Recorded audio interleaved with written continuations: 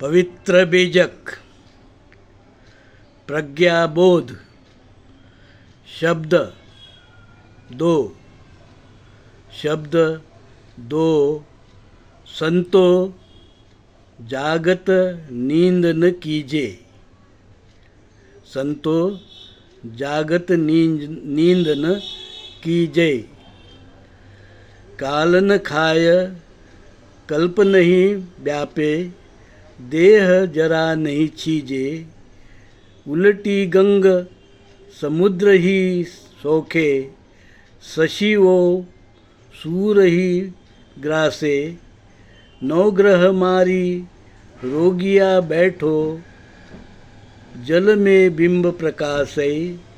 बिनु चरणन को दहु दिश धावै, बिनु लोचन जग सुझई।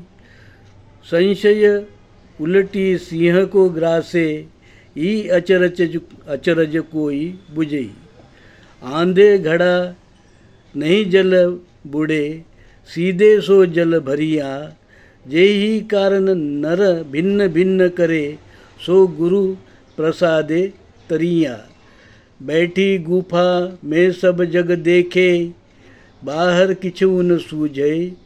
उल्टा बान पारी थी ही लागे, सूरा होय सो बूझे। गायन कहे कतहु नहीं गावई, अनबोला नित गावई। नटक वट बाजा पखनी पेखे, अनहद हेत बढ़ावई। कथनी बदनी निजुके जीवे, ई सब अखत कहानी।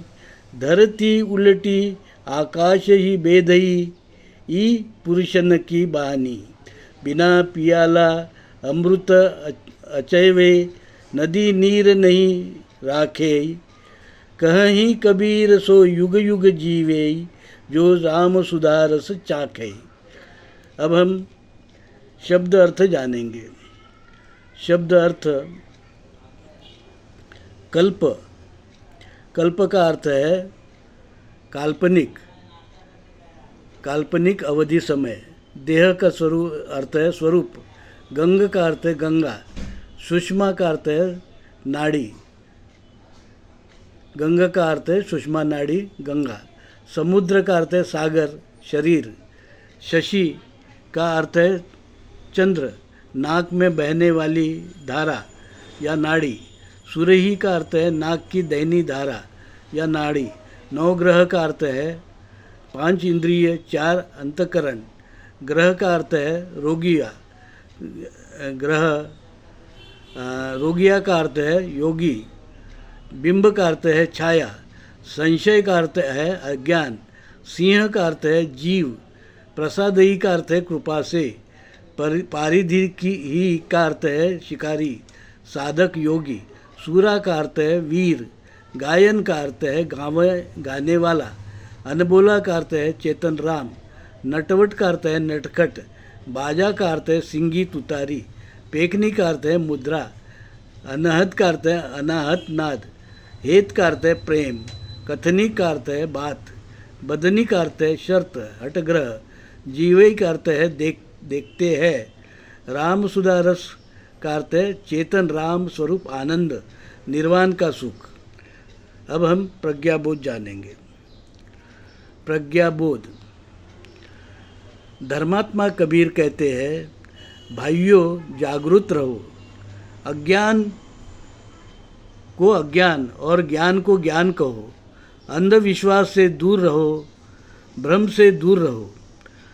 न वैदिक ब्राह्मण धर्म होम हवन पूजा पाठ देव की पूजा से कुछ हासिल नहीं होता है, ना मनगढ़ंत बड़ बोले योगिक क्रिया से कुछ हासिल होता है। देह को दुख देकर क्या होगा? क्या ये जीवन का उद्देश्य है? नहीं। योग से ईश्वर प्राप्ति यह एक कल्पना मात्र है। जिस प्रकार वैदिक अग्निहोत्र अपने है, उसी प्रकार योग है, दोनों बेकार है। अपने देह को जागृति से समझो। यही वो चेतन राम है जिसे कोई काल कल्प का बंधन नहीं। वो अगर अमर अजर सदा के लिए है, उसे जानो, न उसे यज्ञ ना योग से जाना जा सकता है। केवल शुद्ध मन, निर्मल स्वभाव, पाप रहित जीवन और दिनचर्या से ही आत्मबोध चेतन राम के दर्शन होंगे। सहज योग, सहज जीवन। धर्मात्मा कबीर सहज जीवन की बात करते हैं। योग जिसमें लोग न जाने क्या क्या बकवास करते हैं कि योग प्राप्ति से ये होगा, आयु बढ़ेगी, अमर होगा, वगैरह वगैरह, उड़ सकेंगे चिड़िया के जैसे, या पानी में चल सकेंगे वगैरह वगैरह। ये सारी बातें बकवास है। योग से इस प्रकार कुछ नहीं होता, ना ही वैदिक ब्राह्मण धर्म के होम हवन से कोई देवता प्रकट होता है, सशरीर कोई देवता प्रकट होता है। ये सब झूठी बातें हैं। इसको कबीर साहब ने नकारा है और उन्होंने कहा ये वैदिक ब्राह्मण धर्म और योग, हठ योग वगैरह, ये सारी क्रिया ये बेकार है। आदमी को सबसे पहले अपने जीवन का जो यथार्थ है उसको समझना चाहिए। यह जीवन आनंद प्राप्ति के लिए है और आनंद प्राप्ति या सुख रहित जीवन तभी संभव है जब हम निर्मल जीवन जिएंगे, आत्मबोध को प्राप्त करेंगे, चेतन राम को हम समझेंगे।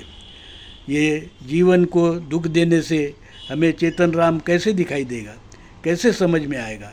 इसलिए जहाँ दुख नहीं है ऐसा जीवन जीने की कोशिश करो।